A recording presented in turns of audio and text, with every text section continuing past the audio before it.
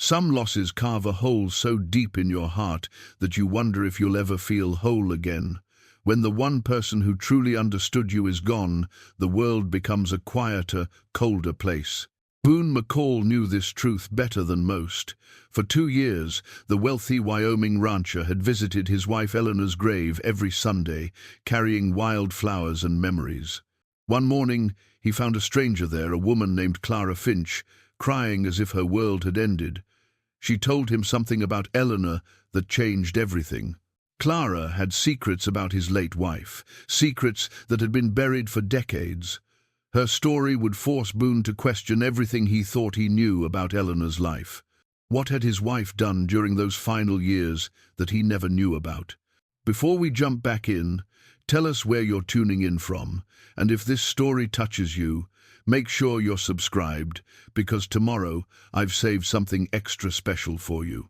The morning sun painted the Wyoming grasslands in shades of gold and amber as Boone McCall guided his horse down the familiar path to Eleanor's grave. The leather journal tucked inside his saddlebag had been Eleanor's constant companion during their marriage, filled with her careful sketches of wildflowers, notes about the weather, and thoughts she'd shared with no one else. He'd discovered it only recently, hidden away in her writing desk, and reading her private words had felt like finding pieces of her soul scattered across yellowed pages. Boone's ranch stretched across 15,000 acres of prime grazing land, a testament to decades of hard work and shrewd business decisions. Cattle dotted the rolling hills like dark specks against the endless sky, and the main house, a sprawling 2-story structure built from local stone and timber, stood as a monument to prosperity in this harsh but beautiful land. Yet for all its grandeur, the house felt hollow now, echoing with memories of Eleanor's laughter and the gentle rustle of her skirts as she moved from room to room. The townspeople of Millbrook often remarked that Boone McCall had everything a man could want: wealth, respect, and the finest ranch in the territory. What they didn't see were the sleepless nights when he wandered the empty hallways, or the way he avoided the parlor where Eleanor used to sit by the window, mending clothes and humming softly to herself. His housekeeper, Martha, worried about him constantly, leaving extra portions at dinner and finding excuses to linger in whatever room he occupied, as if her presence might somehow fill the void Eleanor had left behind. Eleanor Rose Whitman had come to Wyoming as a young schoolteacher, arriving on the morning stage in 1865 with nothing but a worn carpet bag and a determination to make something of herself in the frontier territories. Boone still remembered the first time he saw her standing on the platform in her sensible brown dress, her auburn hair catching the sunlight as she surveyed the dusty main street of Millbrook with curious, intelligent eyes. She'd been 22 then, he 28, and something about her quiet confidence had drawn him like a moth to flame. Their courtship had been proper but passionate, conducted through evening walks and Sunday picnics, conversations about books and dreams that stretched late into the summer nights. Eleanor had a way of seeing beauty in the harshest landscape, finding wildflowers in rocky crevices, and teaching children to read with a patience that seemed boundless. When Boone proposed on Christmas Eve of 1866, kneeling beside the Christmas tree in her small rented room above the general store, she'd said yes, with tears streaming down her face and her hands trembling as he slipped his grandmother's ring onto her finger. Their marriage had been happy, at least Boone had always believed it was. Eleanor had embraced ranch life with the same quiet determination she brought to everything else, learning to manage the household staff, entertaining visiting cattlemen and their wives, and supporting Boone through the inevitable challenges of building an empire in untamed country. She'd ridden beside him during roundups when extra hands were needed, nursed sick cattle through harsh winters, and celebrated with him when good decisions paid off in profits that secured their future. But there had been sorrows too, sorrows that Eleanor had borne with a grace that now made Boone's chest tighten with guilt and regret. 3 times she had quickened with child, and 3 times their hopes had been dashed by miscarriages that left Eleanor pale and withdrawn for months afterward. They'd never spoken much about those losses. It wasn't the way of their generation to dwell on such private grief. But Boone had seen how Eleanor's eyes would linger on children in town, how she'd grown quiet whenever conversation turned to families and babies. In her final years, Eleanor had seemed to find new purpose, though Boone had never fully understood what drove her frequent trips to town or the long hours she spent in correspondence with people he didn't recognize. She'd explained her absences as charitable work, visiting sick neighbors, helping with church functions, organizing relief efforts for struggling families. Boone had been proud of her compassion, though sometimes he wondered why she never asked him to join her or seemed eager to share details of her activities. Eleanor's death had come suddenly in the spring of 1881, a fever that burned through her frail body before the doctor could do anything to help. In her final hours, she'd gripped Boone's hand and whispered words he couldn't quite make out, her eyes bright with fever and something that looked almost like urgency. He'd promised her everything would be all right, that she would recover, but they both knew he was lying. When she drew her last breath just as dawn broke over the mountains, Boone had felt something fundamental tear. Inside his chest, a wound that 2 years of grieving had failed to heal. The town of Millbrook had mourned Eleanor's passing as deeply as Boone himself.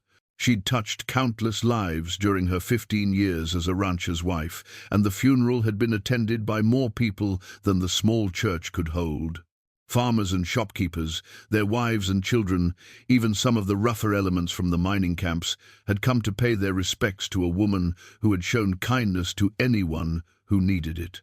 Dr. Harrison, the elderly physician who had delivered half the babies in the territory, had spoken at the service about Eleanor's gentle hands and generous heart. She had a gift for healing, he'd said, his voice thick with emotion, not just with herbs and tonics, but with her very presence. There's many a soul in this valley who's alive today because Eleanor McCall cared enough to help when no one else would. Those words had puzzled Boone at the time. He'd known Eleanor was charitable, but the doctor's eulogy suggested something deeper, more involved than the casual good works of a wealthy rancher's wife. Yet in his grief, he hadn't pursued the matter, assuming the old man was simply being kind in his remembrance of the dead. Martha, the housekeeper who had served the McCall household for 8 years, had her own memories of Eleanor that she shared during the long months of Boone's mourning. She had such a way with troubled folk, Martha would say as she dusted the parlor or prepared meals Boone barely touched. People would come to the kitchen door at all hours, looking for Mrs. Eleanor. Sometimes they'd be crying, sometimes angry or scared, but she'd always take time for them, no matter what she was doing. The ranch hands, too, had stories. Tom Wheeler, the foreman who'd worked for Boone since the early days, remembered how Eleanor would appear in the bunkhouse whenever someone was injured or taken sick, bringing soup and medicines and sitting up all night if necessary to tend the afflicted man. She never made a fuss about it, Tom had told Boone, just showed up when she was needed, quiet as you please, and stayed until the crisis passed. Yet, despite all these testimonies to Eleanor's compassion, Boone felt as though he'd been living with a stranger. How could his wife have had such an extensive network of people she helped without his knowledge? How could she have been so deeply involved in the lives of others while keeping the details from the man who shared her bed and her dreams? Clara Finch represented another mystery entirely. The woman Boone had found weeping at Eleanor's grave was clearly a person of some refinement, despite her worn traveling clothes and the weariness that clung to her like dust from the road. Her hands, though work-roughened, showed the careful attention of someone who took pride in her appearance, and her speech carried the cadences of education and breeding. Yet she travelled alone, carrying her few possessions in a battered leather satchel, and seemed to have no family or friends expecting her anywhere. When Clara had looked up at him through her tears that Sunday morning, Boone had seen something in her eyes that reminded him of Eleanor, a depth of feeling that spoke of losses endured and burdens carried in silence. She'd apologized for intruding on his private grief, but when she'd mentioned Eleanor's name with such familiarity, such obvious love, Boone had found himself unable to simply ride away and leave her there. "Please," Clara had whispered, her voice hoarse from crying. "I know this must seem strange, but Eleanor, Mrs. McCall, she meant everything to me. She saved my life once, and I've been looking for her for months, traveling from town to town, trying to find her again. I didn't know she'd passed until I saw the headstone." The raw pain in Clara's voice had stirred something in Boone's chest that he hadn't felt since Eleanor's death, a recognition of shared grief, perhaps, or simply the human need to connect with someone else who had loved his wife. Against his better judgment, he'd invited Clara back to the ranch house for coffee and a meal, telling himself it was what Eleanor would have wanted him to do. Now, as he made his way back down the hill with Eleanor's journal pressing against his side, Boone found himself wondering what secrets those pages might hold, and what other surprises awaited him in the form of Clara Finch's story. The wind carried the scent of sage and wildflowers across the grassland, and somewhere in the distance a meadowlark called to its mate with a song that spoke of longing and hope. Change was coming to his carefully ordered world of grief and solitude. He could feel it in the shifting of the wind and the lengthening of the days. Whether that change would bring healing or further heartache remained to be seen, but for the first time in 2 years, Boone McCall found himself curious about what tomorrow might bring. The faded photograph slipped from Clara's weathered hands as she sat across from Boone in the ranch house parlor, her fingers trembling with exhaustion and emotion. The old tintype landed face up on the polished oak table between them, revealing an image that made Boone's breath catch in his throat. There was Eleanor, unmistakably his beloved wife, standing among a group of women and children he had never seen before. Her arm was wrapped protectively around a young girl who couldn't have been more than 12, while other faces worn by hardship but brightened by hope looked into the camera with expressions of gratitude and trust. "I carried this with me for 20 years, Clara whispered, her voice barely audible above the crackling of logs in the fireplace. "It was taken the winter your wife saved my life, and the lives of 6 other souls who had nowhere else to turn." Boone picked up the photograph with careful hands, studying Eleanor's face for clues he might have missed during their years together. She looked younger in the image, perhaps in her early 30s, but there was something in her eyes he'd never seen before. A fierce protectiveness that spoke of battles fought and won in shadows he'd never known existed. "Tell me," he said, his voice rough with confusion and growing dread. "Tell me everything." Clara wrapped her shawl more tightly around her shoulders and began to speak, her words painting a picture of a world that had existed parallel to Boone's comfortable life, hidden in plain sight, yet utterly invisible to him. "It was December of 1863, she began, staring into the fire as if the flames held the memories she was sharing. "I was running from my husband, if you could call him that. Thomas Finch was a man who believed his marriage vows gave him the right to use his fists whenever the mood struck him. I'd endured 3 years of his anger, 3 years of walking on eggshells and making excuses for bruises. I couldn't hide." Boone shifted uncomfortably in his chair. Such things weren't discussed in polite society, certainly not between strangers, but something in Clara's tone compelled him to listen without judgment. "The night I finally ran, Thomas had beaten me so severely I could barely walk, but I knew if I stayed, he would kill me. It was in his eyes that night, a kind of madness I'd never seen before. So I took what little money I'd managed to hide away and fled into the worst blizzard Wyoming had seen in a decade." Clara's hands moved to her throat, fingers tracing a faint scar that Boone hadn't noticed before. "I was half frozen and delirious when Eleanor found me collapsed in the alley behind the church. Most people would have passed by, figured I was drunk or worse, but not Eleanor. She took one look at me and knew I was running from something terrible. "Eleanor brought you to our house?" Boone asked, trying to reconcile this story with his memories. He had no recollection of Clara or anyone like her being sheltered in their home. "No," Clara said, shaking her head with a sad smile. She was too clever for that. Eleanor had set up a place, a safe house, she called it, where women like me could heal and plan their next steps without being found by the men they were fleeing. It was an old cabin about 5 miles from town, hidden in a grove of cottonwoods near Willow Creek. The revelation hit Boone like a physical blow. Willow Creek ran through the eastern edge of his property. He knew every building, every structure on his land, yet Clara was describing a place that might as well have been on the moon. She kept it stocked with food and blankets, medicine and warm clothes, Clara continued. But more than that, she offered something precious: hope. Eleanor would visit us every few days, bringing supplies and news from the outside world, helping us figure out where to go next, how to start over safely.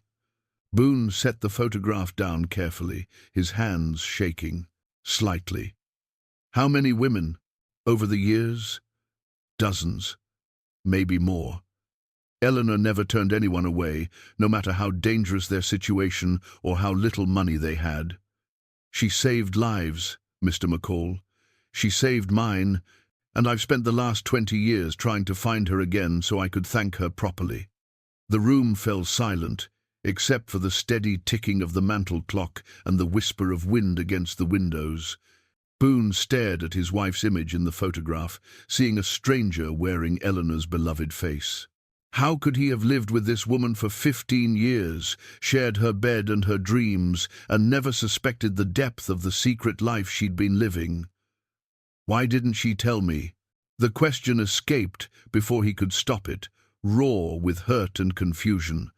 Clara's expression softened with understanding. She wanted to, I think.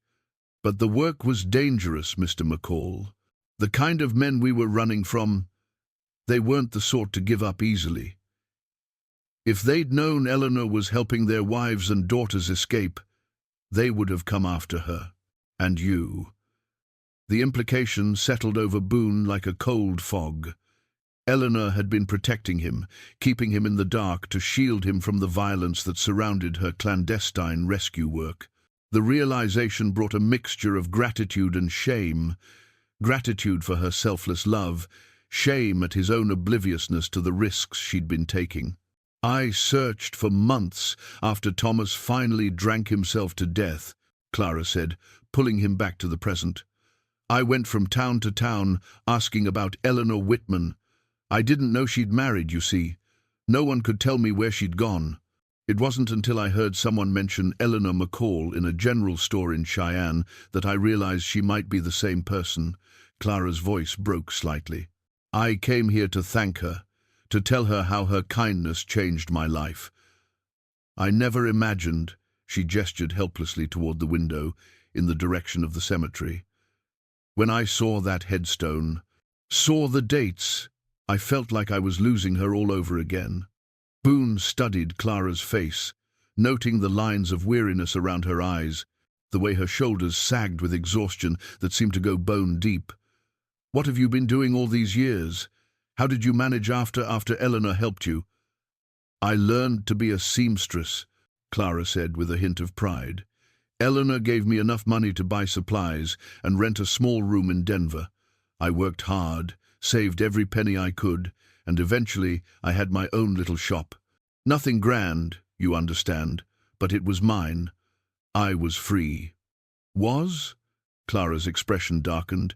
Business has been slow the last few years. Too many women learning to sew for themselves, not enough call for professional mending. I lost the shop 6 months ago, and I've been traveling ever since, taking work where I can find it. She reached into her satchel and pulled out a small bundle wrapped in faded cloth. Inside was a collection of sewing supplies, needles and thread, scissors worn smooth by years of use, and a thimble that had been mended with silver wire. I'm not asking for charity, Clara said quickly, misreading the concern in Boone's eyes. I just wanted to see Eleanor one more time, to let her know that the broken woman she helped became someone whole again because of her kindness.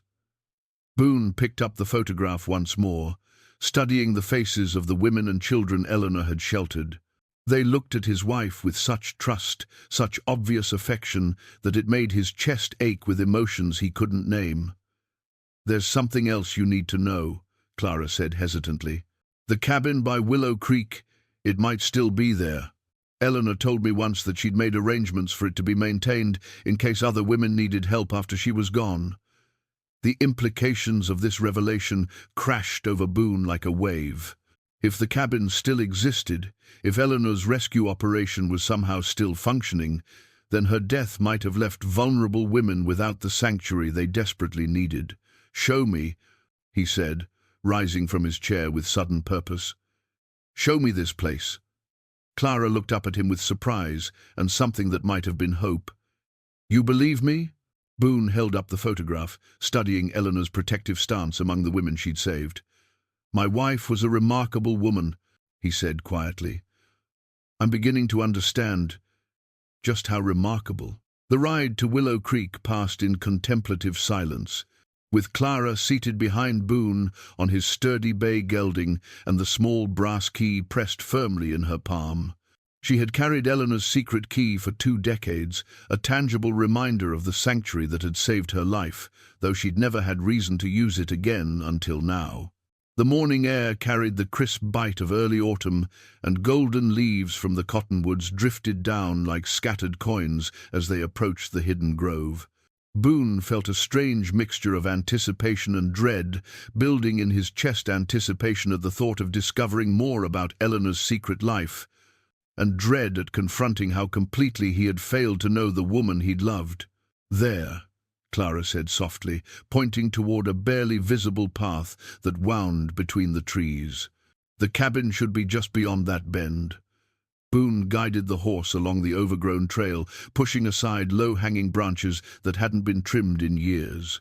When they finally emerged into a small clearing, he pulled up short and stared in amazement at what lay before them. The cabin was larger than he'd expected, built from sturdy logs and river stones that had weathered the years with remarkable resilience.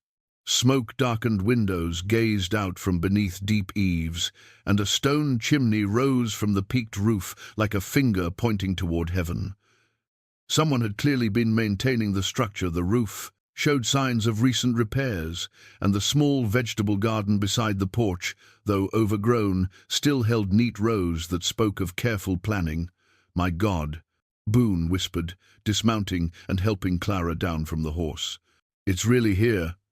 Clara approached the front door with reverent steps, her fingers trembling as she fitted the brass key into the lock. The mechanism turned with a soft click that seemed to echo through the clearing, and the door swung open to reveal the interior of Eleanor's secret sanctuary. Boone followed Clara across the threshold and found himself in a single large room that had been designed with both comfort and practicality in mind. Simple wooden furniture, a table and chairs, a rocking chair by the fireplace, shelves lined with books and supplies created a sense of home rather than mere shelter. But it was the evidence of Eleanor's careful planning that took his breath away. Wooden crates lined one wall, each labeled in Eleanor's familiar handwriting. Blankets and bedding, women's clothing, various sizes, children's garments, medical supplies, food stores. The organization was meticulous, everything arranged for quick access during what must have been desperate situations. Clara moved to a small desk near the window and ran her fingers over its polished surface. "She would sit here and write letters," she said, her voice thick with memory. "Letters to people who might help us find safe places to go. Letters to sheriffs in distant towns, asking them to watch for the men who were hunting us." Boone opened one of the medical supply crates and found it stocked with bandages, bottles of laudanum, tins of salve, and herbs for treating everything from fever to broken bones. There were also items that spoke of more specialized needs, a collection of cosmetics that could hide bruises, hair dye for women who needed to change their appearance, and even men's clothing for those who might need to disguise themselves during their escape. "Eleanor thought of everything," he said, his admiration for his wife growing with each discovery. "She had to," Clara replied, lifting a carefully folded dress from one of the clothing crates. The women who came here were often running with nothing but the clothes on their backs. Eleanor made sure they could leave with dignity and the tools they needed to start over. In a corner of the room, Boone found something that made his heart clench with unexpected emotion, a collection of children's toys carved from wood and stuffed with cloth scraps. There were dolls with yarn hair and embroidered faces, wooden horses and trains, and even a small tea set carved from pine and painted with wildflowers. She made those herself, Clara said, noticing his interest. During the long winter nights when the cabin was empty, Eleanor said, every child deserved something beautiful, something that was truly their own, even if they'd had to leave everything else behind. Boone picked up one of the wooden horses, admiring the careful detail Eleanor had carved into its mane and the gentle expression she'd given its face. The sight of these handmade treasures, created with such love for children she might never see again, brought tears to his eyes that he had to blink away. How often did she come here? He asked, his voice rougher than he'd intended. In the beginning, whenever someone needed help. But as word spread quietly, carefully, she was here at least once a week, sometimes more. Eleanor told me once that she'd helped more than 50 women and children over the years, though I suspect the real number was higher. Clara moved to a shelf near the fireplace and pulled down a leather-bound ledger. She kept records, she said, opening the book to reveal pages covered with Eleanor's neat handwriting. Names, dates, where they came from, where they went. She said it was important to remember every story, every life that had been changed. Boone took the ledger with hands that shook slightly and began to read. The entries were brief but telling. Asterisk Sarah M. Fled Denver with 3 children after husband threatened to kill them all. Provided passage to California. Children placed with respectable family. Asterisk, asterisk. Martha C. Severe injuries from beating. Recovered here 6 weeks. Now working as school teacher in Montana. Asterisk, asterisk. Elizabeth and baby. Husband sold baby to pay gambling debts. Helped her reclaim child and escape to Oregon. Asterisk. Page after page told similar stories, tales of violence and desperation, but also of hope and new beginnings made possible by Eleanor's compassion and careful planning. As Boone read, he began to understand the scope of what his wife had been doing, the risks she'd taken, and the lives she'd saved through her secret work. She never asked for anything in return, Clara said, watching Boone's face as he absorbed the magnitude of Eleanor's mission. Some women were able to contribute money later, once they'd established themselves, but Eleanor never expected it. She said helping others was its own reward. Boone closed the ledger and looked around the cabin with new eyes, seeing it not just as a building, but as a monument to his wife's courage and compassion. Every carefully stocked crate, every thoughtfully placed piece of furniture, every hand-carved toy represented Eleanor's determination to make a difference in a world that often showed little mercy to the vulnerable. Why didn't she tell me? He asked again, the question that had been haunting him since Clara's revelation. Clara settled into the rocking chair by the fireplace, her expression thoughtful. I think she wanted to, especially in later years. But this work, it changes you, Mr. McCall. When you've seen what some men are capable of doing to their own families, when you've held crying children who flinch every time an adult raises their voice, it becomes hard to trust anyone completely. She paused, choosing her words. Carefully. Eleanor loved you that much was clear to anyone who saw you together, but she also knew that knowing about this place would put you in danger. The kind of men who hunt their wives across territories don't hesitate to hurt anyone who gets in their way. The weight of this revelation settled over Boone like a heavy cloak. Eleanor had protected him by keeping her secret, but in doing so, she'd also carried the burden of this dangerous work entirely alone. The thought of her facing violent men and desperate situations without his knowledge or support filled him with a mixture of pride and profound regret. The child's wooden toy horse sat in the center of Eleanor's writing desk like a small monument to dreams unfulfilled. Clara had placed it there while telling Boone about the little girl. Eleanor had carved it for a 6-year-old named Lucy, whose mother had fled an abusive marriage in the dead of winter, carrying nothing but the clothes on their backs and terror in their hearts. Eleanor worked on this for 3 weeks, Clara said, running her finger along the horse's carefully carved mane. Every evening after visiting the cabin, she would sit by her fireplace at the ranch and whittle away at this piece of pine. Lucy had mentioned loving horses, said her father had promised her a pony before. Clara's voice caught. Before he showed his true nature, Boone picked up the wooden horse, feeling the smoothness of its surface, where Eleanor's patient hands had sanded away every rough edge. The toy was more than functional, it was beautiful, with detailed hooves and a flowing tail, painted spots along its flanks in soft browns and whites. This was not the work of someone merely filling time. This was love carved into wood. She never had children of her own, he said quietly, the old pain of those 3 lost pregnancies resurging with fresh intensity. No, but she had a mother's heart, Clara replied. I saw it in the way she tended to the children who came through here. She would hold the frightened ones until they stopped crying, tell stories to distract them from whatever horrors they'd witnessed, and always, she would make sure they had something special to take with them when they left. During their weeks together in the cabin, Clara had learned details about Eleanor's personal struggles that she'd kept hidden even from Boone. The miscarriages had devastated Eleanor more deeply than she'd ever let on, creating a well of maternal longing that she'd channeled into caring for other people's children. She told me about the babies, Clara said gently, how she'd lie awake at night, wondering what they would have looked like, what their voices would have sounded like calling her mama.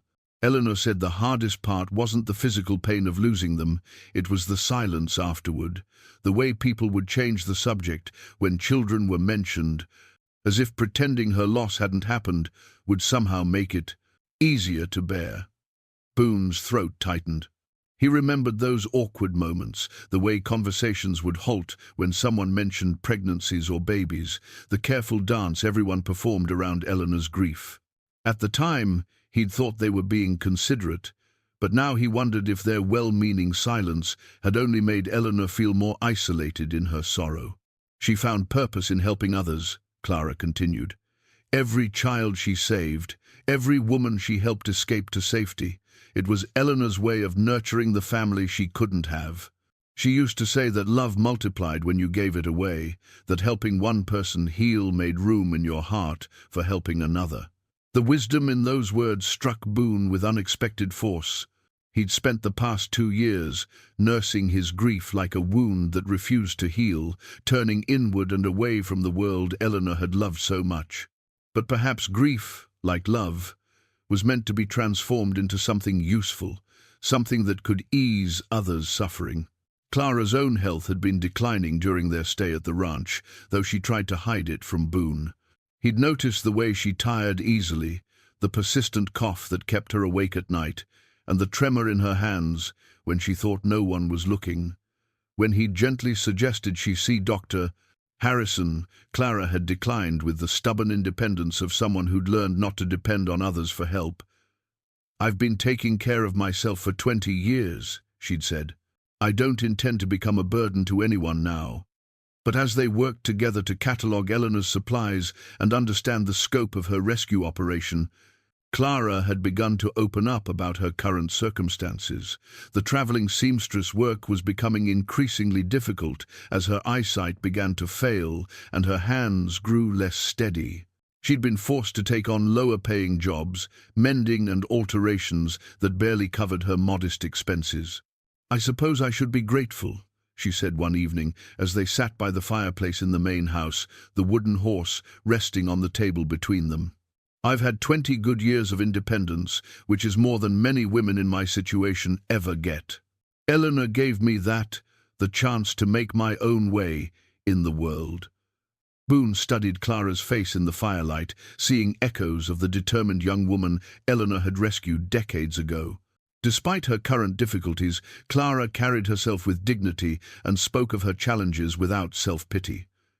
Eleanor had chosen well when she decided to help this particular stranger. "What will you do now?" he asked. "Where will you go when you leave here?" Clara was quiet for a long moment, staring into the flames. "I honestly don't know," she admitted. "I came here to thank Eleanor, and I suppose I've done that in my own way. But I hadn't thought much beyond that moment. Perhaps I'll head south before winter sets in, find work in one of the larger towns where there might be more call for seamstress services." The uncertainty in her voice troubled Boone more than he cared to admit. Over the past few days, Clara's presence in the house had brought a sense of purpose he hadn't felt since Eleanor's death. Having someone to share meals with, someone who'd known and loved his wife, had begun to fill some of the hollow spaces in his daily routine. More than that, Clara's stories about Eleanor's rescue work had awakened something in Boone that had been dormant during his years of comfortable prosperity. The knowledge that vulnerable people were still out there, still in need of the kind of help Eleanor had provided, created a restlessness he couldn't ignore. "The cabin needs maintenance," he said suddenly. "The roof should be checked before winter, and some of those supply crates need to be restocked." Eleanor would have wanted the place to be ready if someone needed it. Clara looked at him with surprise and something that might have been hope. "Are you thinking of continuing her work?" Boone wasn't sure how to answer that question. The idea both attracted and terrified him. Attracted because it felt like a way to honor Eleanor's memory. Terrified because he had no experience with the kind of dangerous situations Eleanor had navigated with such skill. "I'm thinking that Eleanor spent years building something important," he said carefully. "It seems wrong to let it fall into ruin just because she's gone." Clara reached across the table and placed her weathered hand over his. "She would be proud of you for that," she said softly. "Eleanor always hoped you would understand someday why her work mattered so much to her." The wooden horse sat between them like a bridge, connecting past and future, a tangible reminder of Eleanor's capacity for love and the legacy she'd left behind. As Boone looked at Clara's tired but determined face, he began to see possibilities he hadn't considered before, ways that grief might be transformed into purpose, ways that love could continue to grow and spread even after death had seemingly ended its source. Eleanor's medicine pouch felt heavy in Boone's hands as Clara showed him how to identify each carefully prepared remedy inside the worn leather bag. The pouch had been tucked away in a cedar chest at the cabin, wrapped in oilcloth to protect it from moisture, and its contents spoke of years of accumulated knowledge about healing herbs and their uses. "This one is willow bark tea," Clara explained, holding up a small cloth packet. "Eleanor used it for pain and fever. And this," she indicated a tiny glass vial filled with dark liquid, "is tincture of echinacea for infections.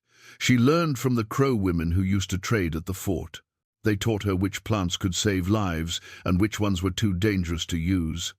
Boone examined each remedy with growing respect for his wife's hidden expertise. There were packets of dried chamomile for calming nerves, bottles of arnica salve for bruises and sprains, and various other preparations that Eleanor had clearly labeled with careful instructions for their use. The medicine pouch represented another facet of Eleanor's secret life, not just as someone who provided shelter and emotional support, but as a healer who had learned to treat the physical wounds that often accompanied the women who sought her help. "She saved my arm with these medicines," Clara said, rolling up her sleeve to show a faint scar that ran from her wrist nearly to her elbow. "Thomas had broken it and dislocated the shoulder during one of his rages.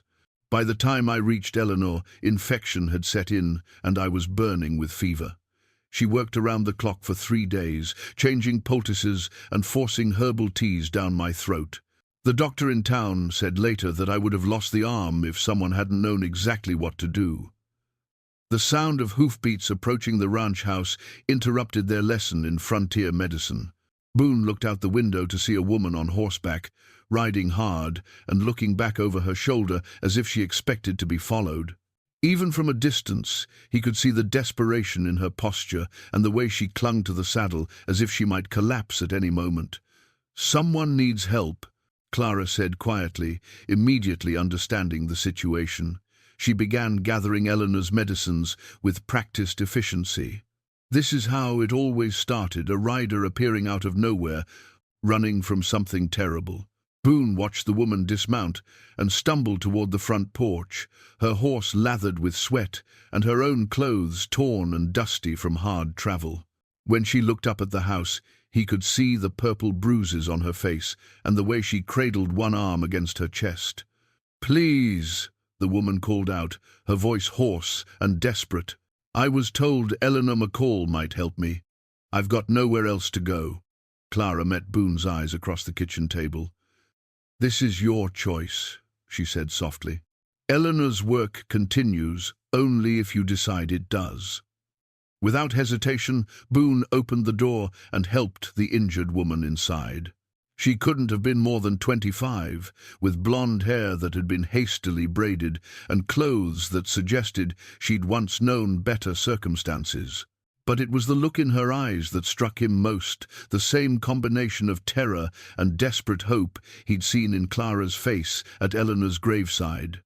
"My name is Boone McCall," he said gently, guiding her to a chair by the fireplace. "Eleanor was my wife. She passed away 2 years ago, but," he glanced at Clara, who nodded encouragingly, "we're here to help if we can." The woman's name was Rebecca Miller, and her story poured out in halting sentences punctuated by tears and exhausted silences. She'd been married for 3 years to a man who'd seemed charming during their courtship, but had revealed himself to be violent and possessive once the wedding vows were spoken. The final beating had come when she'd tried to protect their 2-year-old daughter from his drunken rage. "He said he'd kill little Mary if I ever tried to leave," Rebecca whispered, unconsciously touching the bruises on her throat. "But last night he threw her against the wall because she was crying. She's only a baby, and she was so scared." Her voice broke entirely. Clara knelt beside Rebecca's chair and began examining her injuries with gentle hands. "Where is your daughter now?" she asked. "Safe with my sister in Cheyenne, I hope. I managed to get her there before James realized we'd gone, but he'll be looking for us. And when he finds us—" Rebecca shuddered. "He's got friends, men who think wives are property to be used, however a man sees fit. They'll help him track us down." Boone felt anger rising in his chest, a clean, righteous fury at the thought of any man harming a child or terrorizing his own family. This was what Eleanor had been fighting against all those years, not just individual acts of violence, but a whole system that allowed such cruelty to flourish in the shadows of respectability. "You're safe here," he said firmly, "and we'll make sure you and your daughter stay safe."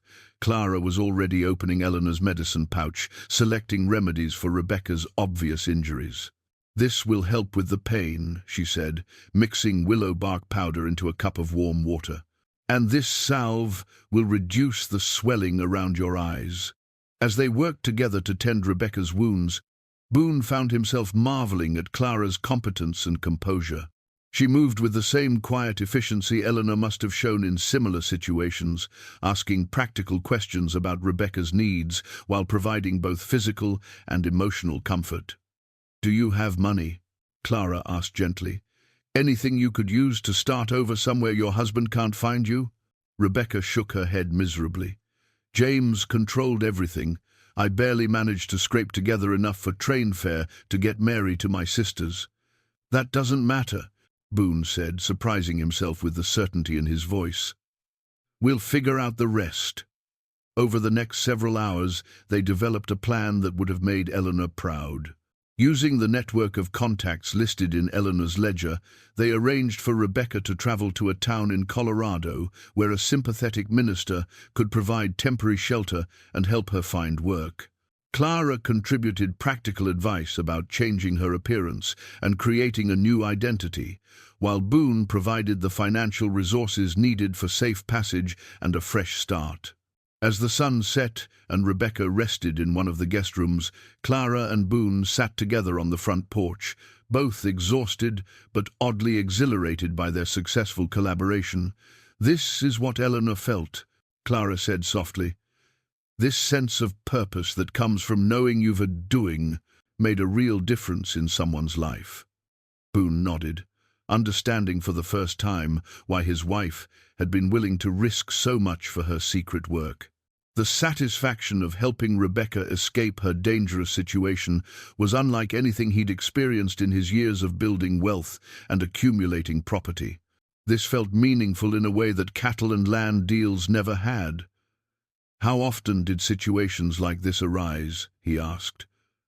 "More often than you might think," Clara replied. "Word travels among desperate women, passed along carefully from person to person. Eleanor told me once that helping one woman often led to helping 3 or 4 others who heard about her through whispered conversations and coded letters." The implications of this revelation settled over Boone gradually. If he truly intended to continue Eleanor's work, Rebecca Miller would not be his last visitor. There would be others, more frightened women, more wounded children, more dangerous men to evade and outwit. The thought should have intimidated him, but instead, Boone felt a strange sense of anticipation. For 2 years, he'd been drifting through his days without real purpose, going through the motions of living while feeling hollow inside. Eleanor's mission offered something he hadn't realized he was missing, a chance to honor her memory through meaningful action rather than passive mourning. Eleanor's unfinished letter lay spread across the writing desk in her study. The ink faded, but still legible after 2 years, hidden in a secret compartment Clara had discovered behind a loose board. The letter was addressed to Boone in Eleanor's careful handwriting, and as he read her words, he felt as though she was speaking to him from beyond the grave. Asterisk, "My dearest Boone," asterisk, the letter began. Asterisk, "I have tried a dozen times to find the courage to tell you about the work I do, but each time I put down my pen without finishing. Not because I fear your disapproval, though I confess that worry troubles me, but because I know that once you understand the dangers involved, you will insist on sharing them with me." Asterisk, Boone's hands trembled as he continued reading. Eleanor's voice came through clearly in the written words, her characteristic blend of strength and tenderness evident in every carefully chosen phrase. Asterisk. "The truth is that I have been helping women and children escape from situations of terrible violence. I have a place where they can heal and plan their futures, and I have developed ways to move them safely to new homes where their tormentors cannot find them. This work gives my life meaning in ways I struggle to explain, but it also puts me in contact with men who would not hesitate to harm anyone who interferes with what they consider their property." Asterisk. Clara read over Boone's shoulder, her breathing shallow as she absorbed Eleanor's written confession. "She wrote this the winter before she died," Clara said quietly. "I remember her mentioning a letter she was working on, but she never spoke of sending it." The letter continued, with details that made Boone's heart race with belated fear for his wife's safety. Eleanor described close calls with violent husbands who had tracked their wives to the territory, bribes paid to corrupt lawmen who were willing to look the other way, and elaborate deceptions designed to create false trails that would throw pursuers off the scent. Asterisk.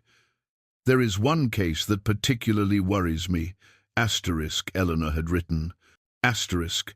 "A young woman named Sarah Whitehorse has been living in terror of her stepfather, Samuel Creek, who has been forcing himself upon her since her mother died 2 years ago. Sarah managed to escape during a blizzard last month, but Creek has sworn to find her and bring her back. He is a man of considerable wealth and influence in the mining camps, and he has made threats against anyone who might be hiding her." Asterisk. Boone looked up from the letter to meet Clara's eyes. "Do you know about this, Sarah?" Clara nodded grimly. "Eleanor mentioned her several times during our correspondence. Sarah was different from most of the women Eleanor helped. She was Crow and white mixed, which made her situation even more dangerous." Creek claimed legal guardianship over her after her mother's death, but everyone knew what he was really after. The letter went on to detail Eleanor's growing concern about Sarah's case. Creek had hired men to search for her, rough types from the gold camps who were known for their willingness to use violence to get results. Eleanor had managed to hide Sarah successfully for several weeks, but the constant threat of discovery was wearing on both women. Asterisk. I fear I may have taken on more than I can handle with this situation. Asterisk. Eleanor had written. Asterisk. But I cannot abandon Sarah to that monster, and I cannot ask others to share the risk. If something should happen to me, Boone, please know that everything I have done has been driven by love. Love for you, love for the children we never had, and love for the broken souls who have nowhere else to turn. Asterisk. The letter ended abruptly, as if Eleanor had been interrupted while writing. There was no signature, no final declaration of love, just an ink blot where her pen had rested before she'd set the unfinished letter aside. She never sent it, Boone said, his voice heavy with regret. She was trying to protect me, even at the cost of keeping such an enormous secret. Clara folded the letter carefully and handed it back to him. Eleanor died trying to bring Sarah to safety, she said. I didn't know the details when I first arrived here, but I've pieced together what happened from talking to people in town. Sarah was being hidden at the cabin when Creek's men finally tracked her down. Eleanor was there that night, and she was killed? Protecting Sarah, Boone finished, his voice barely above a whisper. Not killed outright, Clara clarified. But she was injured badly enough that she never recovered. The official story was that she'd fallen from her horse during a storm, but Tom Wheeler found evidence of a struggle near Willow Creek. He kept quiet about it because Eleanor begged him to. She didn't want you to blame yourself for not being there to help. The revelation hit Boone like a physical blow. Eleanor hadn't died of a simple fever, as he'd been told she'd died as a result of injuries sustained while trying to protect a young woman from sexual violence. The knowledge reframed everything about her final days, explaining the urgency he'd sensed in her fevered whispers and the way she'd gripped his hand as if she had important things to tell him. "Where is Sarah now?" he asked. Clara's expression darkened. That's the tragedy of it all. Eleanor's sacrifice was for nothing. Creek found Sarah 3 days after Eleanor died, dragged her back to his mining camp, and she paused, unable to finish the sentence. And what? Sarah killed herself rather than submit to him again, threw herself off a cliff near Devil's Canyon. Creek told everyone she was unstable, that grief over Eleanor's death had driven her to madness. Boone stared at the unfinished letter in his hands, feeling the weight of Eleanor's unfulfilled mission pressing down on him. 2 women had died because of Samuel Creek's evil, and the man had faced no consequences for his actions. If anything, Sarah's death had eliminated the only witness to his crimes and left him free to find another victim. "Creek is still out there," Boone said, more statement than question. Still running his mining operations, still powerful enough to buy silence and cooperation from local law enforcement. Eleanor's network scattered after her death. People were too frightened to continue the work without her protection and organization. The anger that had been building in Boone's chest since Rebecca Miller's arrival now crystallized into something harder and more focused. Eleanor had died, trying to save an innocent young woman from a monster who continued to walk free, and her carefully built rescue network had crumbled without her leadership. This Creek, where exactly are his operations located? Clara studied his face with growing alarm. Boone, you can't be thinking of confronting him directly. He's got dozens of men working for him, and they're all the type who settle disputes with guns and knives. I'm thinking that Eleanor died for something important, Boone replied, his voice steady despite the fury coursing through his veins. And I'm thinking that letting her killer go unpunished dishonors her memory more than any risk to my own safety. Eleanor wouldn't want you to throw your life away on revenge. This isn't about revenge, Boone said, carefully folding the unfinished letter and placing it in his jacket pocket. It's about justice. and it's about making sure no other young woman suffers what Sarah endured. Clara was quiet for a long moment, recognizing the determination in Boone's voice and understanding that arguing would be futile. Finally, she nodded reluctantly. If you're determined to do this, then we need to be smart about it. Creek isn't just dangerous, he's cunning. Eleanor spent months trying to figure out how to bring him to justice through legal means, but he owns too many people in the territorial government. Then we'll have to find another way, Boone said. The bank document crinkled in Boone's hands as he stared at the official seal and Eleanor's signature, dated just 3 months before her death. The papers had been hidden in a strongbox at the cabin, along with other legal documents that revealed the staggering scope of Eleanor's secret financial arrangements. According to the trust agreement, Eleanor had quietly transferred nearly half of her substantial inheritance to establish a permanent fund for helping desperate women and children. $20,000, Clara whispered, reading over his shoulder. Eleanor put $20,000 into this trust without telling you. Boone's mind reeled as he absorbed the implications. Eleanor's father had been a successful merchant in Chicago, and her inheritance from his estate had been considerable money that Boone had assumed was safely deposited in their joint accounts. Yet here was proof that Eleanor had been operating an entirely independent financial life, moving large sums of money to support her rescue operations. The trust documents named Eleanor as the primary administrator, with detailed instructions for how the funds should be used after her death. There were provisions for maintaining the cabin, purchasing supplies, and providing travel money for women who needed to relocate. Most shocking of all, the papers named Sarah Whitehorse as Eleanor's chosen successor to oversee the trust's operations. Sarah was more than just another woman Eleanor was helping, Boone said, the pieces of the puzzle beginning to fall into place. She was being groomed to take over the entire network. Clara nodded slowly. That would explain why Eleanor was so determined to protect her, why she was willing to risk everything for one person. If Sarah had the knowledge and connections to continue Eleanor's work after she was gone, then her death wasn't just a personal tragedy, Boone finished. It was the destruction of everything Eleanor had built. They found more documents that painted an even more complex picture of Eleanor's hidden activities. There were letters from contacts in distant territories, coded correspondence with sympathetic lawyers and doctors, and detailed maps showing safe routes for transporting vulnerable women across state lines. Eleanor had been operating not just a local rescue effort, but a sophisticated network that spanned multiple territories. The journey to find more answers led them to Samuel Creek's mining operation in the foothills of the Absaroka Mountains.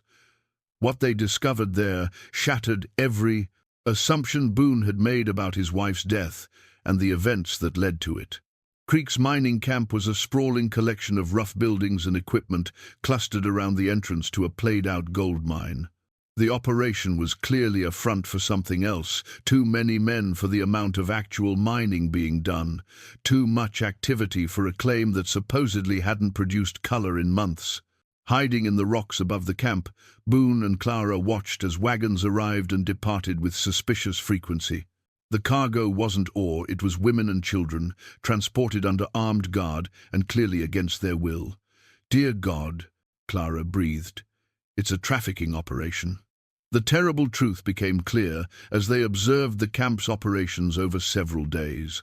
Creek wasn't just a violent man who abused his stepdaughter, he was running an organized criminal enterprise that kidnapped women and children from across the territory, then sold them to buyers in distant cities where they would never be found by family or friends. Sarah Whitehorse hadn't been Creek's victim by chance. She'd been gathering intelligence on his operation, working with Eleanor to document the scope of the trafficking ring and identify ways to rescue the other captives. Eleanor's final mission hadn't been a simple rescue attempt. It had been a dangerous reconnaissance operation that went fatally wrong.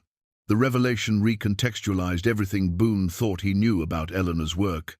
She hadn't been helping individual women escape abusive marriages, she'd been fighting an organized criminal network that preyed on the most vulnerable members of society. The risks she'd been taking were far greater than he'd imagined, and her death had been the result of a deliberate attack by professional criminals rather than a tragic accident. Hidden among Eleanor's papers was a partially decoded map showing locations where Creek's men had been active. Towns were marked with symbols indicating successful kidnappings, and there were notes about corrupt officials who had been bought off to ignore disappearances. The scope of the operation was staggering, dozens of women and children taken over the past several years, with Eleanor's rescue network representing the only organized resistance to Creek's activities. "This explains why Eleanor was so secretive," Clara said as they studied the evidence.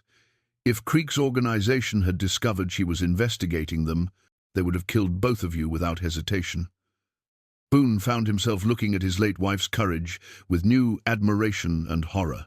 Eleanor hadn't just been risking her own safety, she'd been taking on a criminal empire that had the resources and ruthlessness to eliminate anyone who threatened their operations.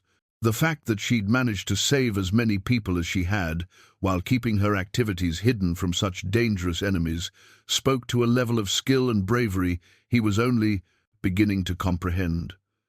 The most devastating discovery came when they found Creek's personal journal, stolen from his office during a carefully planned nighttime raid.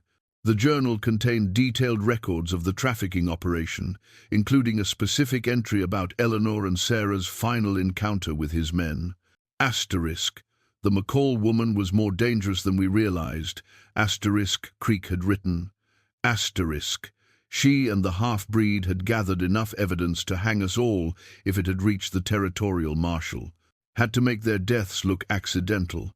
But the investigation came too close for comfort. Need to be more careful about witnesses in the future. Asterisk. The entry was dated 3 days after Eleanor's supposed accident, confirming that her death had been deliberate murder rather than the result of injuries sustained during a rescue attempt. Creek's men had killed Eleanor and Sarah, then staged the scene to make it appear that Eleanor had died from a riding accident and Sarah had committed suicide from grief.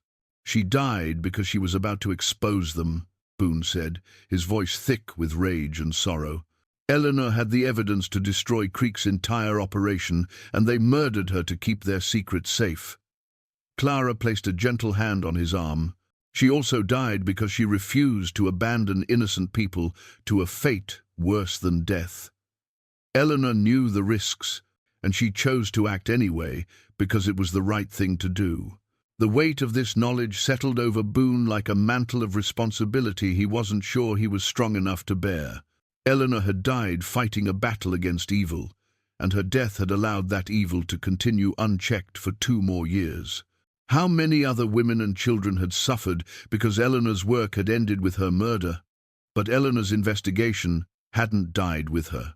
Hidden in the trust documents were the names of allies she'd been cultivating, territorial marshals who couldn't be bought, federal judges who had the authority to prosecute crimes across state lines, and newspaper editors who had the courage to print stories that powerful men wanted to keep buried. Eleanor was building a case, Boone realized as he studied the list of contacts. She was gathering evidence and allies for a coordinated strike against Creek's entire network. "And now we have to decide whether to finish what she started," Clara said quietly. The decision crystallized in Boone's mind with startling clarity. Eleanor had died, protecting innocent people from monsters who operated in the shadows, counting on silence and fear to shield them from justice. Her murder had been intended to end the threat to their criminal empire, but instead it had only transferred that threat to someone with even more resources and motivation to see them destroyed. "Creek made one crucial mistake," Boone said, carefully folding the bank documents and placing them in his jacket pocket alongside Eleanor's unfinished letter. "He assumed that killing Eleanor would end the danger to his operation. But now he's made an enemy of someone who has nothing left to lose and everything needed to bring him down." Clara studied his face in the dim light of their hiding place. "This isn't just about Eleanor anymore, is it?" "No," Boone replied, his voice steady despite the enormity of what he was contemplating. It's about every woman and child Creek has destroyed, and everyone he'll destroy if we don't stop him. Eleanor started this fight, and I'm going to finish it. Eleanor's wedding dress hung in the hidden room like a ghost made of ivory, silk and Belgian lace, its pearl buttons catching the lamplight as Boone stood before it with tears streaming down his face. Clara had discovered the preserved gown, wrapped in muslin and lavender, carefully stored alongside Eleanor's other most precious possessions in a cedar chest that hadn't been opened since her death. She kept it here, Clara said softly, running her fingers along the dress's delicate sleeves. Away from the main house, away from the everyday reminders of your life together. This was her sanctuary, where she could remember the woman she'd been before. The work changed her. The sight of the wedding dress broke something loose in Boone's chest, a dam of grief and guilt that had been building pressure for days, as Newford Dunton. He'd learned the truth about Eleanor's secret life and violent death. He sank into the rocking chair beside the chest and wept with the abandon of a man who had finally run out of strength to carry his burdens alone. I failed her, he whispered through his tears. She was fighting monsters, risking everything to save innocent people, and I was completely oblivious. What kind of husband does that make me? Clara knelt beside his chair and placed a weathered hand on his shoulder. It makes you the kind of husband Eleanor wanted to protect, she said gently. She loved you enough to shield you from the darkness she was confronting. That wasn't your failure, it was her choice. The emotional breakdown had been building since they'd returned from Creek's mining camp with evidence of the trafficking operation and proof of Eleanor's suggestions. Murder. The weight of knowledge had become unbearable, not just the facts of what had happened, but the realization of how completely he'd misunderstood the woman he'd shared his life with for 15 years. Eleanor's allies began arriving at the ranch that evening, summoned by coded messages sent through the network she'd spent years establishing. Dr. Harrison came first, the elderly physician who had spoken at Eleanor's funeral about her gift for healing. Behind his kindly demeanor was a man who had been documenting suspicious injuries and unexplained disappearances for months, building a medical record of Creek's crimes. Eleanor saved more lives than you'll ever know, Dr. Harrison told Boone as they reviewed the evidence spread across the dining room table, but she also understood that individual rescues weren't enough. Creek's operation was too big, too well connected. She was working toward something larger, a coordinated strike that would destroy the entire network. Marshal James Whitman arrived before dawn, a federal lawman with jurisdiction across territorial boundaries and a reputation for incorruptibility that made him invaluable to Eleanor's cause. He was a lean man with steel-gray hair and eyes that had seen too much human cruelty, but his handshake was firm, and his voice carried the authority of someone accustomed to being obeyed. Mrs. McCall contacted me 6 months before her death, Marshal Whitman explained. She had evidence of interstate trafficking and wanted federal involvement in taking down Creek's operation. We were planning a coordinated raid when she was killed. Sarah Kellerman, the editor of the territorial newspaper, brought a different kind of weapon to Eleanor's war. The power of public exposure. She was a woman in her 40s, with ink-stained fingers, and the fierce determination of someone who believed that truth was the most powerful force for justice. I've been investigating Creek for 2 years, Sarah said, spreading photographs and documents across the table. Eleanor provided key evidence that connected his mining operation to disappearances across 3 territories. With what you've found, we finally have enough to destroy him. The most unexpected ally was Tom Wheeler, Boone's own ranch foreman, who revealed that he'd been secretly working with Eleanor for the past year. The revelation stunned Boone. Tom had been with him since the early days of building the ranch, yet had managed to maintain a double life as one of Eleanor's most trusted operatives. She swore me to secrecy, Tom said apologetically. Eleanor knew she needed someone with your complete trust to help with the more dangerous aspects of her work. I've been providing security for women traveling through the network and gathering intelligence on Creek's operations. As the night wore on, The scope of Eleanor's network became clear. She'd been building a coalition of law enforcement officers, medical professionals, journalists, and ordinary citizens who shared her commitment to protecting the vulnerable. Each person brought specific skills and resources to the fight against Creek's criminal empire. But Clara's health crisis threatened to derail their carefully laid plans. The strain of recent events had weakened her already fragile condition, and Dr. Harrison's examination revealed what they'd all suspected: Clara was dying, her body finally succumbing to years of hardship and untreated illness. "How long?" Boone asked quietly as Dr. Harrison packed his medical bag. "Weeks, perhaps months if she's careful. But certainly not long enough to see this through to the end." Clara insisted on participating despite her declining condition, arguing that Eleanor's work was more important than her own. "Survival. I've had 20 good years. Because of Eleanor's kindness," she said stubbornly. "I won't spend my final weeks hiding in bed when there's still work to be done." The plan they developed was elegant in its simplicity and devastating in its potential impact. Rather than attempting a direct confrontation with Creek's heavily armed operation, they would use Eleanor's evidence to trigger simultaneous federal raids, newspaper exposés, and legal proceedings that would destroy the trafficking network from multiple directions.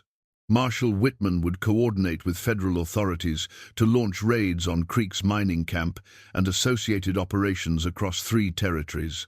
Sarah Kellerman would publish a comprehensive exposé revealing the scope of the trafficking ring and the corruption that had allowed it to operate. Dr.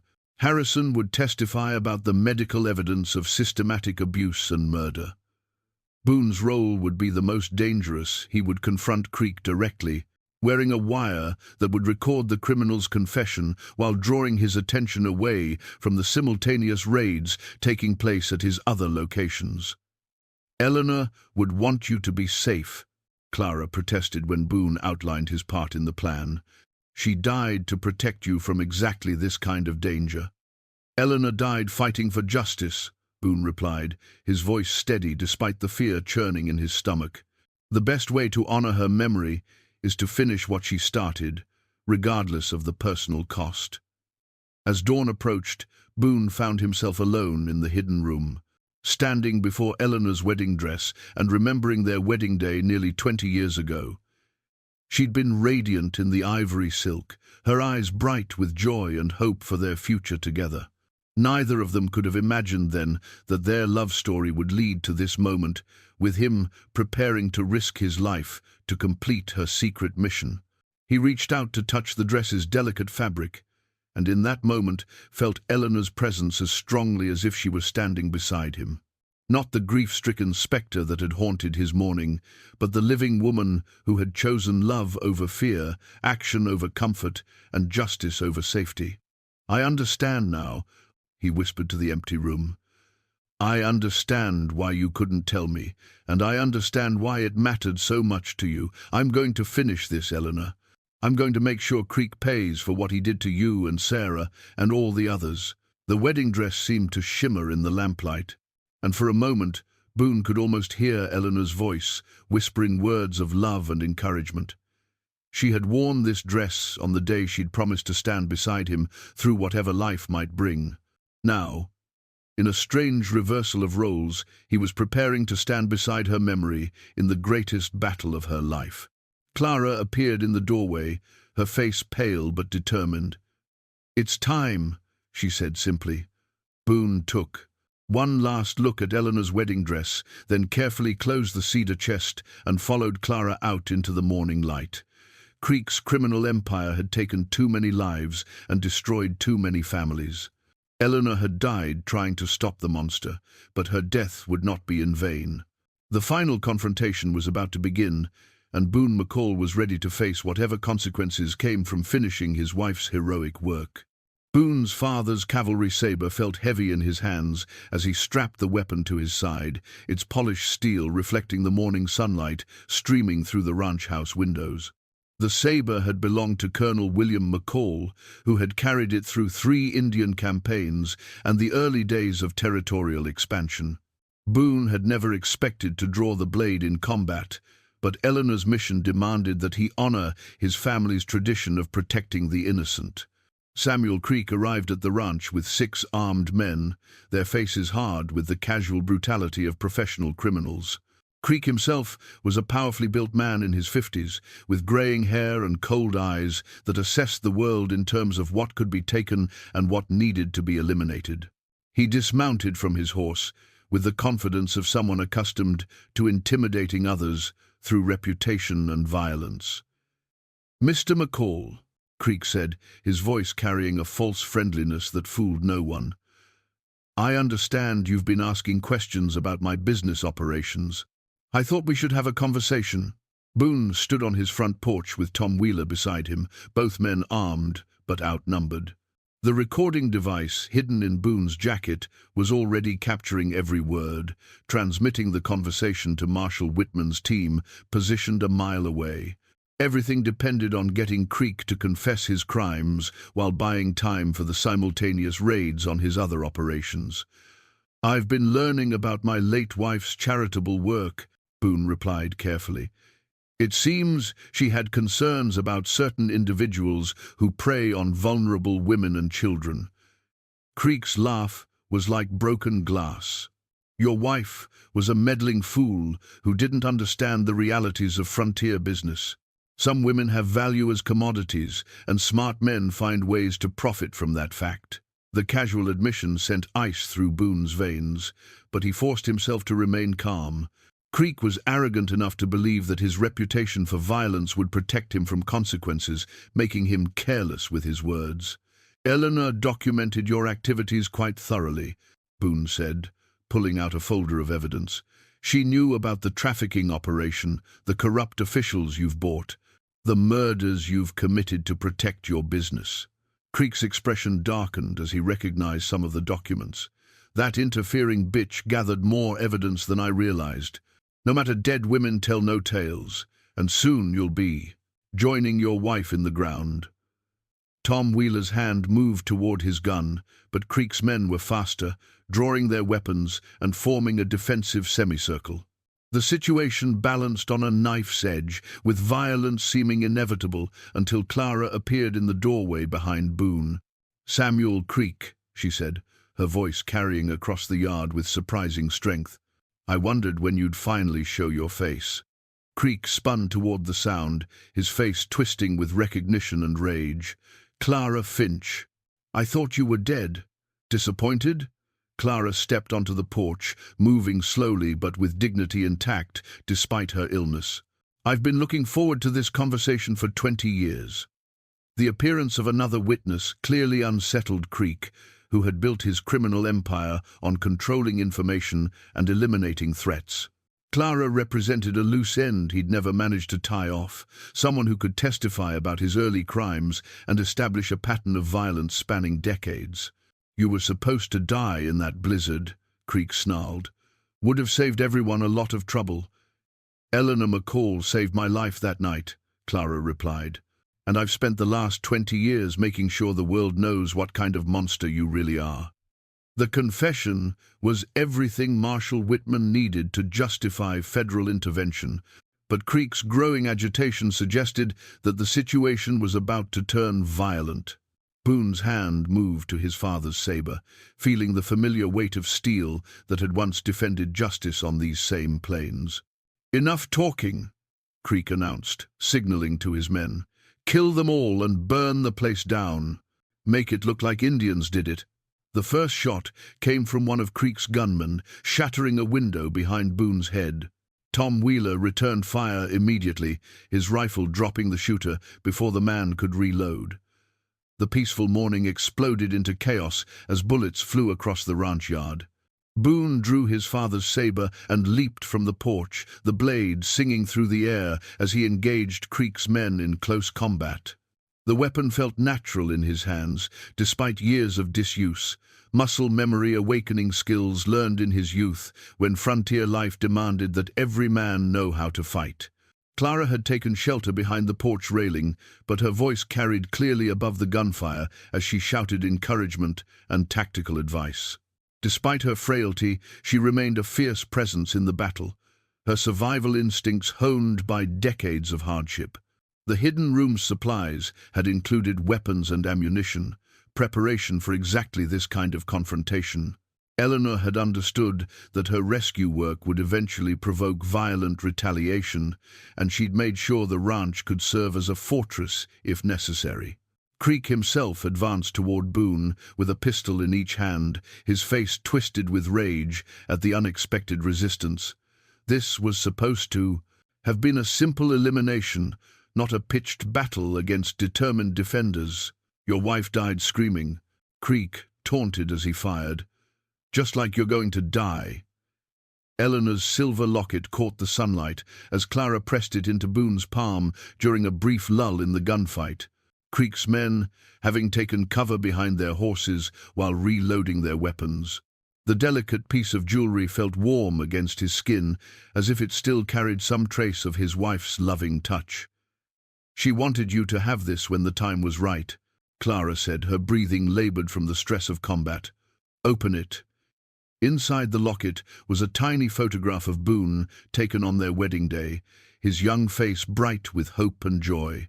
Opposite the picture was a pressed flower from Eleanor's bridal bouquet, its petals faded but still recognizable as the white roses she'd carried down the aisle 20 years ago. "Eleanor knew this day would come," Clara continued, wincing as another volley of shots splintered the porch railing above their heads. "She knew that someday you'd have to choose between safety and justice, between comfort and doing what's right. This locket contains her blessing for whatever choice you make." The revelation gave Boone strength he hadn't known he possessed. Eleanor's love hadn't been about protecting him from life's dangers. It had been about preparing him to face those dangers with courage and conviction. The locket represented her faith in his character, her belief that he would ultimately choose to stand up for what was right, regardless of personal cost. Creek's voice bellowed across the yard as he directed his remaining men to flank the ranch house. "Burn them out! I want this place reduced to ashes!" But Creek had underestimated the defensive preparations Eleanor had made over the years. Hidden gun ports in the house walls allowed Tom Wheeler to maintain covering fire, while carefully positioned supplies of ammunition ensured they wouldn't run out during a prolonged siege. Eleanor had transformed their home into a fortress without Boone ever realizing it. The tide of battle turned when Marshal Whitman's federal agents arrived, having completed their successful raids on Creek's other operations. The simultaneous strikes had captured dozens of trafficked women and children, along with documentary evidence that would destroy the entire criminal network. Creek's empire was crumbling even as he made his final desperate stand. "Samuel Creek, Marshal." Whitman's voice carried the authority of federal law as his men surrounded the remaining criminals. "You're under arrest for kidnapping, human trafficking, and murder. Surrender immediately." Creek's response was to grab Clara as a human shield, pressing his pistol against her temple while backing toward his horse. The old woman didn't struggle, meeting Boone's eyes with a calm acceptance that spoke of a life lived without regrets. "Let her go," Boone said, stepping forward with his father's saber still in hand. "Your fight is with me, not with an innocent woman." "Innocent?" Creek laughed bitterly. "This bitch has been documenting my activities for decades. She's the reason your wife started investigating me in the first place." The admission revealed another layer of Clara's secret involvement in Eleanor's work. She hadn't just been a random victim Eleanor had rescued, she'd been an active partner in the investigation that had ultimately cost Eleanor her life. Clara was working with Eleanor from the beginning, Boone realized aloud. That's why she knew about the hidden room, why she had Eleanor's key. "You've been hunting Creek for 20 years. Clara's weak smile confirmed his understanding. Eleanor wasn't the only one who wanted justice for what he'd done. "I've been gathering evidence, documenting his crimes, building cases that real lawmen could use to bring him down." Creek's grip tightened on Clara's frail body. "And now you'll both pay the price for interfering with my business." But Clara had one final surprise. Her free hand moved to a small derringer hidden in her dress pocket, the tiny weapon Eleanor had given her years ago for protection. Despite her illness and Creek's restraining grip, she managed to angle the gun toward his leg and fire. Creek's scream of pain and rage echoed across the ranch yard as the bullet shattered his kneecap. His grip on Clara loosened enough for her to break free, stumbling toward Boone as Creek collapsed to the ground. The silver locket seemed to pulse with warmth in Boone's hand as he knelt beside the wounded criminal. Creek's face was twisted with pain and hatred, but his eyes held the desperate fear of a man who knew his reign of terror was finally ending. "Eleanor's work is finished," Boone said quietly, helping Clara to safety while Marshal Whitman's agents secured Creek and his surviving men. "The women and children you've hurt, they're free now. Eleanor died to make that possible, and her death wasn't in vain." Creek's only response was a stream of curses and threats, but the words carried no power now. His criminal empire was destroyed, his victims were safe, and justice would finally be served. Clara leaned against Boone's shoulder, exhausted but peaceful. "Eleanor would be proud," she whispered.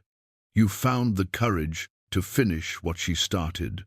The locket's weight in Boone's palm felt like a benediction, Eleanor's final gift of love and approval for the man he'd become through honoring her memory. The new wooden sign stood proudly at the entrance to the ranch, its carved letters freshly painted in crisp white against a background of deep green. Eleanor McCall House for Women in Need.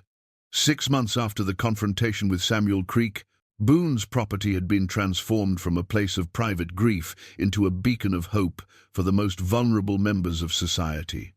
Clara sat in her favorite rocking chair on the front porch, her health much improved thanks to proper medical care and the sense of purpose that came from seeing Eleanor's dream fully realized. The doctors had been wrong about her prognosis, or perhaps the power of meaningful work had given her body the strength to continue fighting. She served as the official director of the shelter, coordinating with law enforcement agencies and charitable organizations across 3 territories to ensure that no woman in need would be turned away. "Another letter from the governor's office," Clara said, opening the morning mail as Boone joined her for coffee. "They want to use our model to establish similar shelters in other parts of the territory. Eleanor's work is spreading beyond anything she could have imagined." The transformation of the ranch had been accomplished with remarkable speed once the legal obstacles were cleared. Creek's trial had made national headlines, exposing the scope of the trafficking network and generating widespread support for organizations dedicated to helping its victims.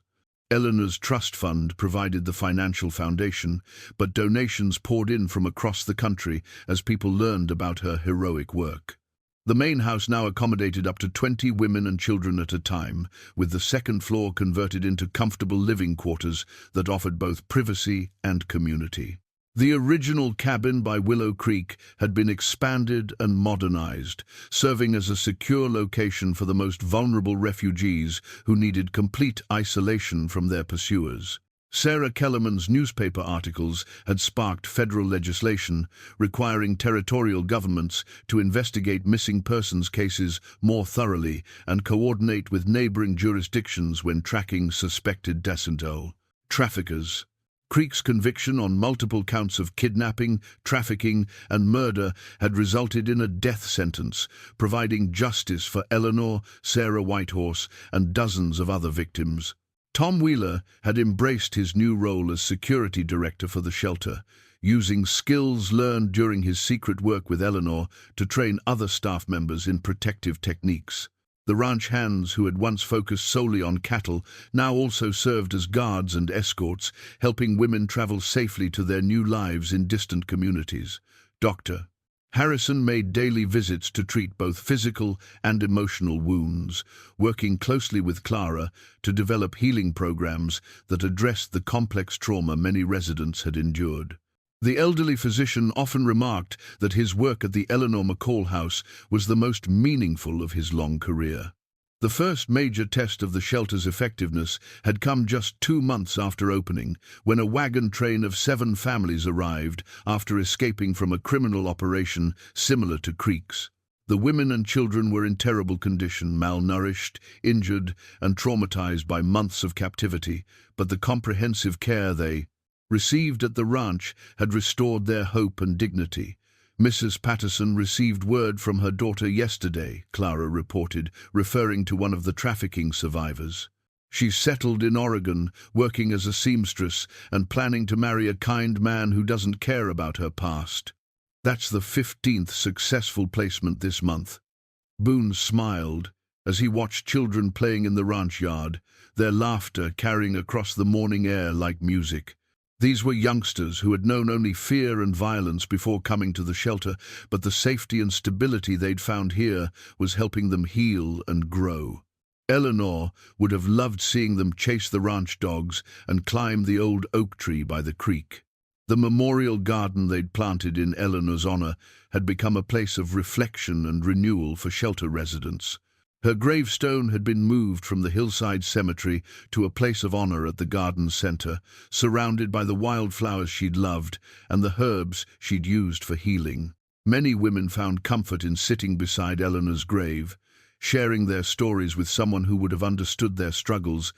Clara had recovered enough to travel occasionally, speaking to women's groups and law enforcement agencies about recognizing signs of trafficking and providing appropriate help to victims. Her presentations always began with Eleanor's story, explaining how one woman's courage and compassion had saved countless lives and inspired a movement that continued to grow.